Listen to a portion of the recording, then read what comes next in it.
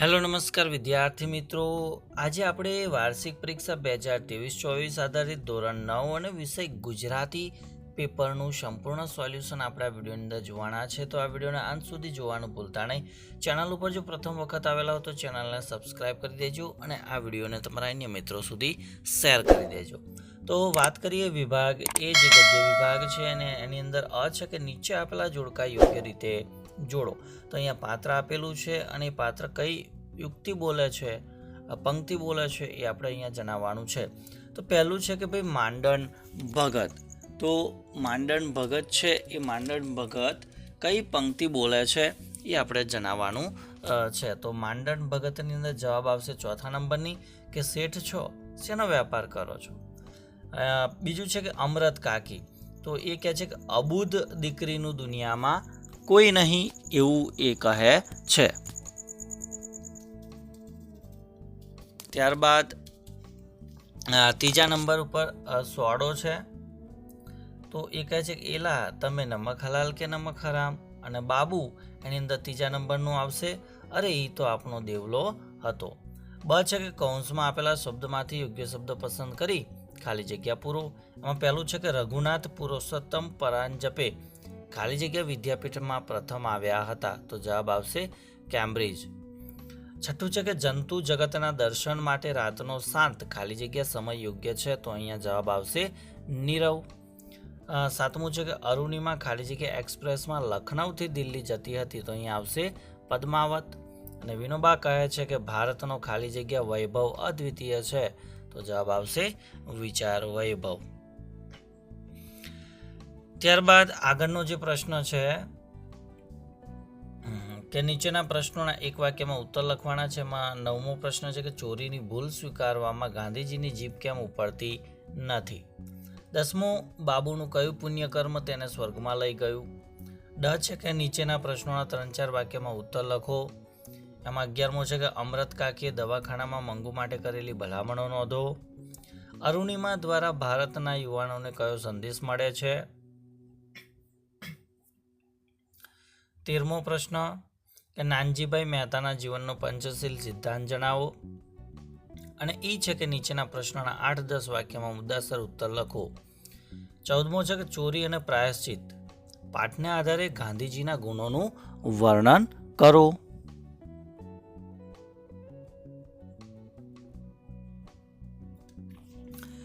ત્યારબાદ 15મું છે કે વાડીની લીલી દુનિયા વચ્ચે કેટલા જગત હોય છે અને આ વાક્યની વાડી પરના વાલા પાઠના આધારે ચર્ચા કરવાની છે.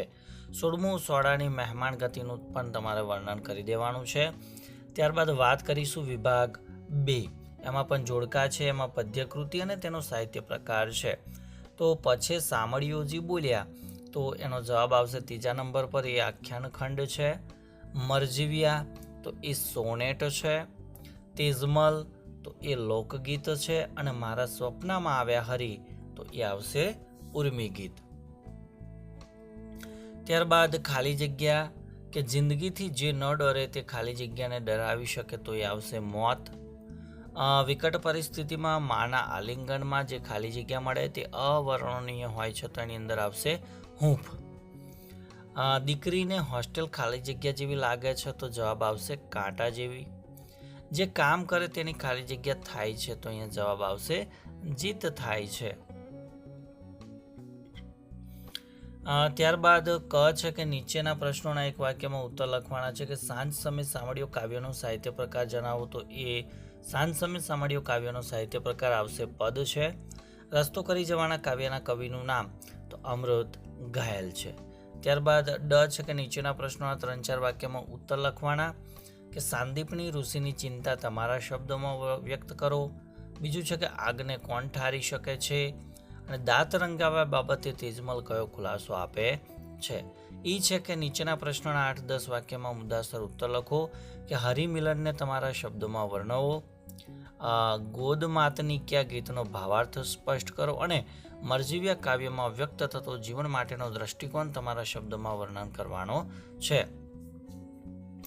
ત્યારબાદ વાત કરીશું વિભાગ સી જે વ્યાકરણ વિભાગ છે અને એમાં 33મો પ્રશ્ન છે કે નીચે આપેલા શબ્દોની જોડણી સુધારીને લખવાની છે.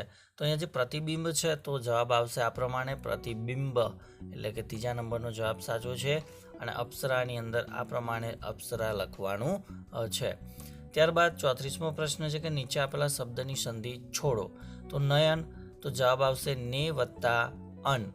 ત્યારબાદ અહીંયા જે 1 તોલો સોનું કાપવું મુશ્કેલ ન હતું, તો અહીંયા જે સોનું છે એનો સંજ્ઞાનો પ્રકાર આવશે દ્રવ્યવાચક. ત્યારબાદ અહીંયા સમાનાર્થી શબ્દ જોવાનો છે. તો ભાઈ સુબો, તો સુબાનો સમાનાર્થી શબ્દ આવશે હાકેમ. અને મેલ, તો એનો સમાનાર્થી શબ્દ આવશે ગંદકી. ત્યારબાદ અહીંયા જે પાંદડી છે એ પાંદડી શબ્દની અંદર પર પ્રત્યય લાગેલો છે, તો જવાબ આવશે પર પ્રત્યય. ત્યારબાદ 38મો પ્રશ્ન છે, એમાં વર્ગનું લિંગ ઓળખાણું છે. તો વર્ગ એ પુલ્લિંગ છે. ત્યારબાદ અલંકાર જોઈએ તો નહોતી ખબર કે માત્ર તું તો છે ગણિત જિંદગી, તો અહીંયા આવશે રૂપક અલંકાર. અને ગિરિજા, તો એ ઉપપદ સમાસ આવશે.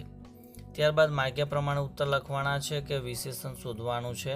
તો આપઘાતની વાત ભૂલી જવી એવો ઠરાવ કર્યો.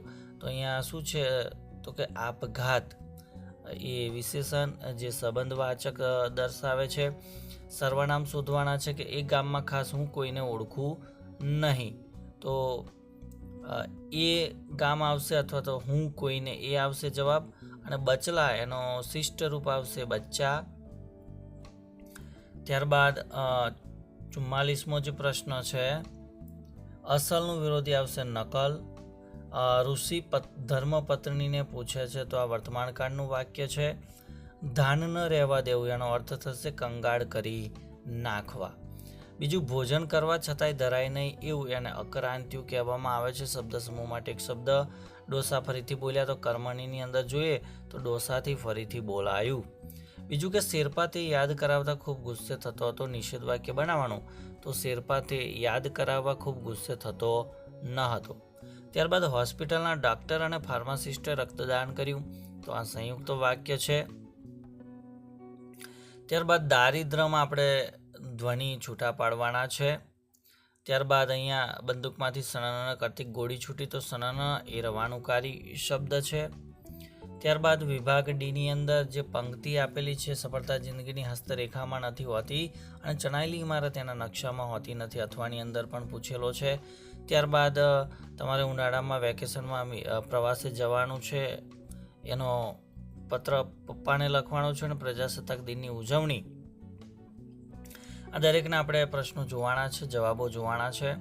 તો અહીંયા ગદ્યખંડ વાંચી અને પ્રશ્નોના ઉત્તર લખવાના છે કે ભાઈ નદીને શાની ઉપમા આપી શકાય, તેના કાંઠે વસનારને શાની બીક નથી. તો નદીને જો ઉપમા છાજે તો તે માતાની જ છે, અને નદીને કાંઠે રહીએ એટલે દુકાળની બીક નહીં. બીજો પ્રશ્ન છે કે નદી કાંઠે ફરવા જવાથી શાના દર્શન થાય છે. તો નદીને કાંઠે ફરવા જઈએ એટલે કુદરતના માતૃવાત્સલ્યના અખંડ પ્રવાહનું દર્શન થાય છે. બીજું છે કે નદી શું નથી અને શું છે.